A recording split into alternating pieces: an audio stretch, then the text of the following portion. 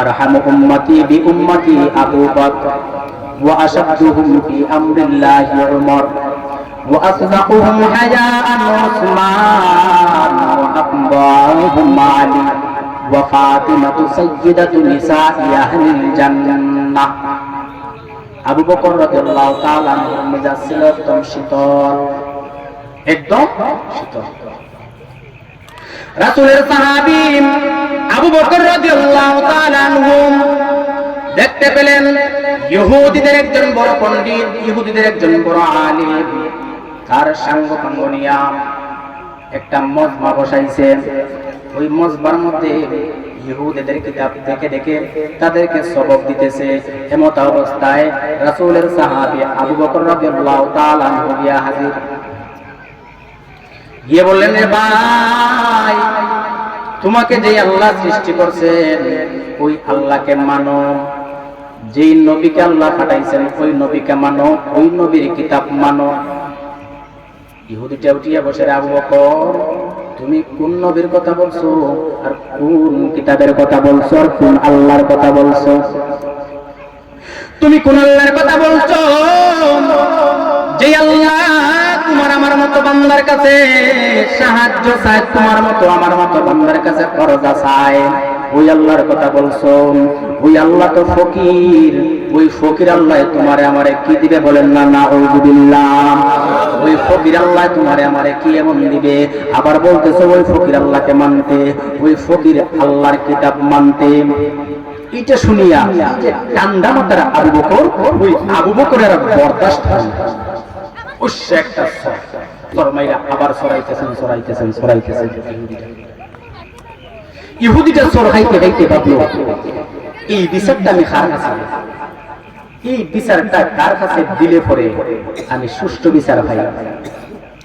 চিন্তা করতে করতে গেলেন রাসূলের দরবারে।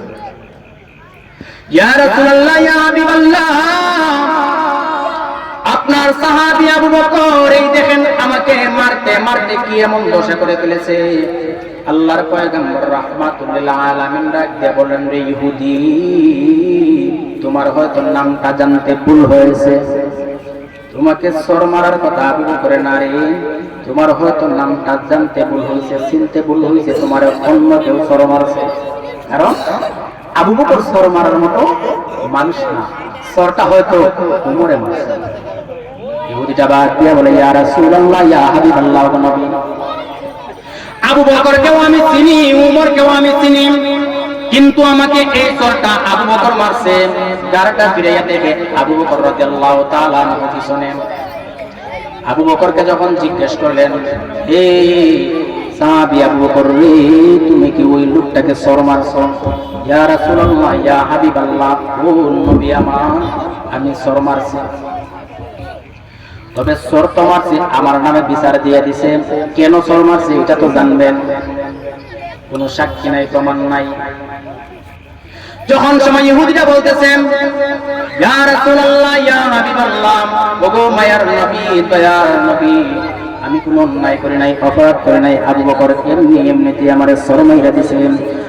রাসূলের সাহাবী আবু বকর বলেন, ইয়া রাসূলুল্লাহ, ইয়া হাবিবাল্লাহ, ওই লোকটা যদি আমাকে গালি দিত আমি বরদাস্ত করতে পারতাম।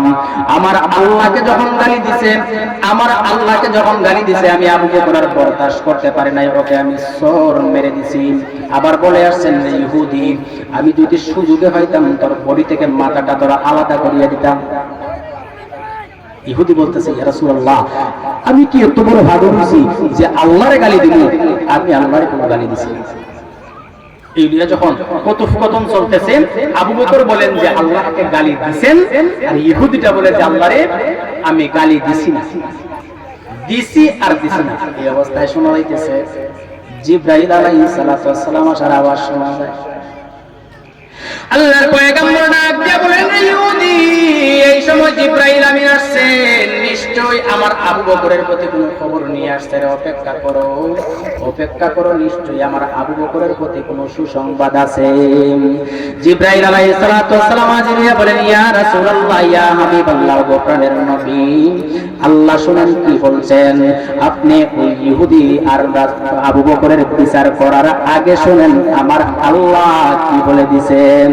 এই বলে জিবরাইল শুনাই দিয়েছেন, লাকাদ সামিআ আল্লাহু কাওলাল্লাযীনা ইন্নাল্লাহা ফাকীরুন ওয়া নাহনু আগনিয়া। কেমন সুসংবাদ শোনায়া দিলেন যে নিশ্চয়ই লাকাদ সামিআ আল্লাহ, ওই আল্লাহ তাআলা শুনছেন, ইন্নাল্লাহা ফাকীর, নিশ্চয়ই আল্লাহ ফকির, ওয়া নাহনু আগনিয়া, আমরা হলাম ধনী। কেমন ঈমান ছিল আবু বকরের, টের হইছেন। আল্লাহকে গালি দিবেন, আল্লাহ রাব্বুল আলামিনকে গালি দিয়েছে। আবু বকর বলেন, যদি আমাকে গালি দিত আমি বরদাস্ত করতে পারতাম, আমার আল্লাহকে যখন গালি দিয়ে দিয়েছে আমার আর সহ্য হয় না।